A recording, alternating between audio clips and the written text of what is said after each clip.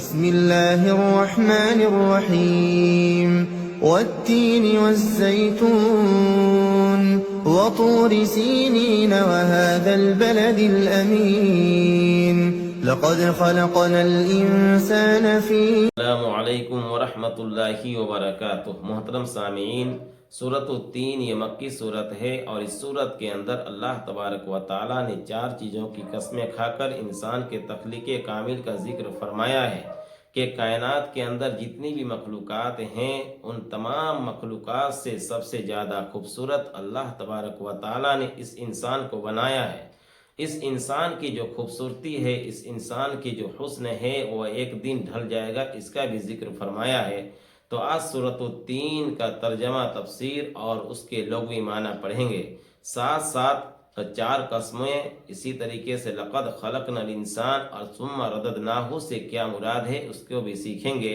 تو آپ حضرات سے گزارش ہے کہ ویڈیوز مکمل دیکھیں، سبق کو مکمل پڑھیں۔ تو چلیے سبق شروع کرتے ہیں۔ بسم اللہ الرحمن الرحیم۔ والتین والزیتون وطور سینین وہذا البلد الامین۔ والتین قسم ہے انجیر کی، تو اللہ تبارک و تعالیٰ نے انجیر کی قسم کھایا ہے۔ اسی طریقے سے والزیتون، اور قسم ہے زیتون کی، تو کیونکہ یہ دونوں جو پھل ہیں یہ کثیر المنافع اور کثیر البرکت ہیں، جو ملک شام میں پائے جاتے ہیں، اور ملک شام یہ بابرکت جگہ ہے، انبیاء علیہ السلام کا مسکن ہے، کیونکہ حضرت ابراہیم علیہ السلام وہیں پیدا ہوئے اور پھر وہاں سے ہجرت کر کے مکہ المکرمہ چلے آئے۔ پھر اللہ تبارک و تعالیٰ نے فرمایا کہ وطور سینین، اور قسم ہے طور سینا کی۔ تو طور سینا وہ پہاڑ ہے جو جس پہاڑ پر حضرت موسیٰ علیہ السلام نے اللہ تبارک و تعالیٰ سے باتیں کی ہے، تو یہ بھی بابرکت جگہ ہو گئی۔ اسی طریقے سے وہذا البلد الامین، اور اس یمن والے شہر کی، اور قسم ہے اس امن والے شہر کی۔ تو واو کے مطلب اور، حاجہ کے مطلب اس، اور بلد مطلب شہر، اور امین کے مطلب ہو گیا امن والا، یعنی جس سے مراد مکہ المکرمہ ہے۔ تو یہ 4 چیزیں بابرکت ہیں، اس لیے اللہ تبارک و تعالیٰ نے ان 4 چیزوں کی قسمیں کھایا اور فرمایا کہ لقد خلقنا الانسان فی احسن تقویم، کہ یقیناً ہم نے انسان کو بہترین سانچے میں ڈھالا ہے۔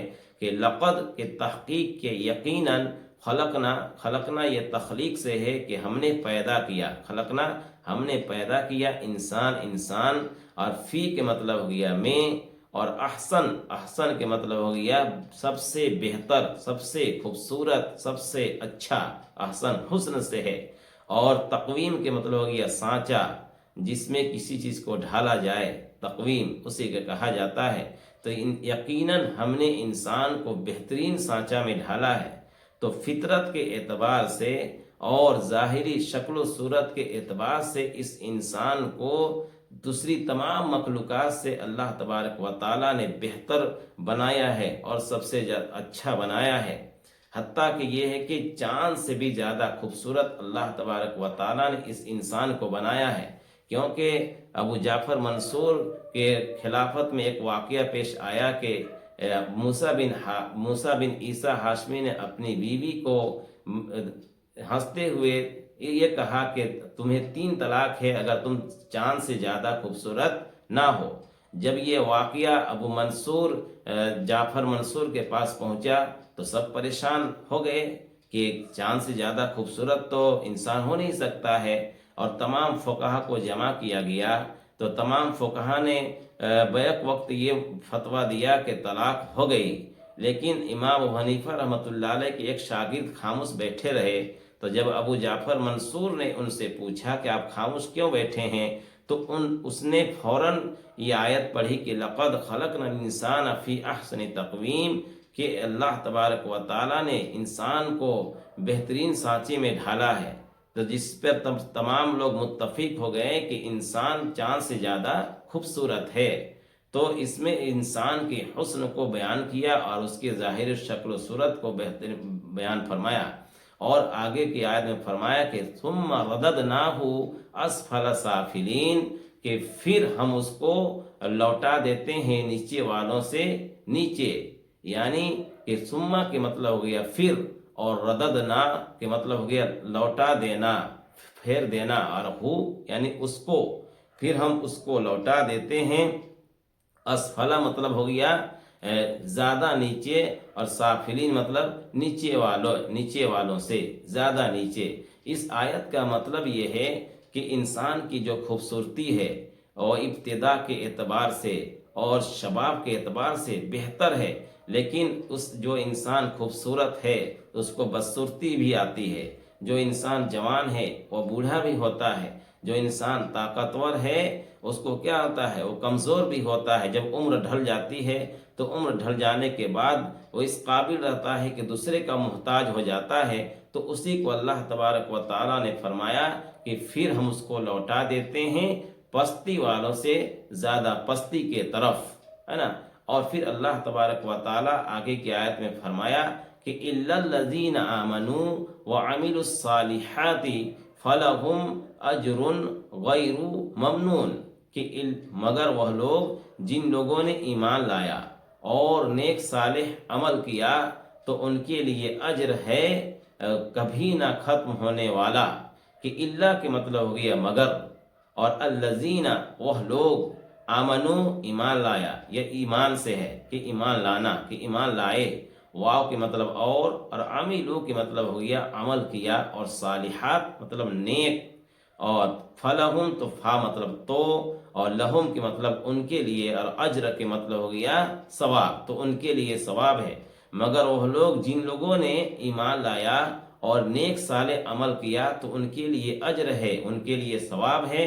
गैरू के मतलब हो गया ना, और ममनून मतलब हो गया ख़त्म होने वाला, यानी ख़त्म ना होने वाला उनके लिए अजर है, उनके लिए सवाब है। तो उससे ही वो लोग मुराद है कि जो नेक सालेह मोमिन जब बूढ़े हो जाते हैं तो उनका जो अजर है वह जारी रहता है, उनका जो सवाब है वह जारी रहता है नेक मोमिन के लिए। तो इससे ये मुराद हुआ।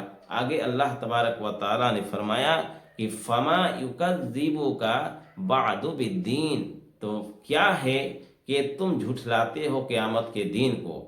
तो फमा के मतलब हो गया क्या है, युकज़्ज़िबु के मतलब झुठलाते हो, काफ के मतलब तुम, तो क्या चीज़ है जो आमादा करती है तुमको झुठलाने को, बादु बिद्दीन यानी क़यामत के दिन को।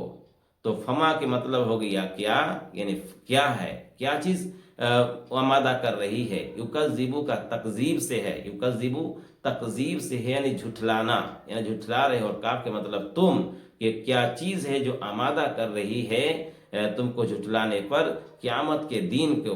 कि जबकि अल्लाह तबारक व ताला ने तुम्हें हुस्न दिया और अल्लाह तबारक व ताला ने तुम्हें बेहतरीन सांचे में बनाया, तो तुम क्यों क़यामत के दिन को झुठलाते हो। और आखिर में फरमाया कि अलैसल्लाहु बिअहकमिल हाकिमीन, कि अलैसा कि मतलब क्या अल्लाह तबारक व ताला सब हाकिमों से बड़ा हाकिम नहीं है।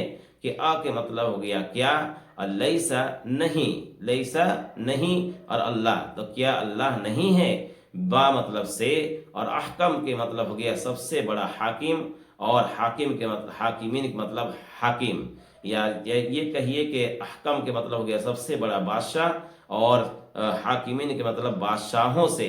क्या अल्लाह तबारक व ताला सब हाकिमों से बड़ा हाकिम नहीं है, या क्या अल्लाह तबारक व ताला सब बादशाहों से बड़ा बादशाह नहीं है। तो ये सूरत 3 का तर्जमा और उसकी तफसीर थी, जिसे आप हजरात समाअत फरमाएं। इसके बाद सूरत अलम नशरह लका पढ़ेंगे। तो अल्लाह तबारक व ताला हमें इन बातों पर अमल की तौफीक अता फरमाए, आमीन।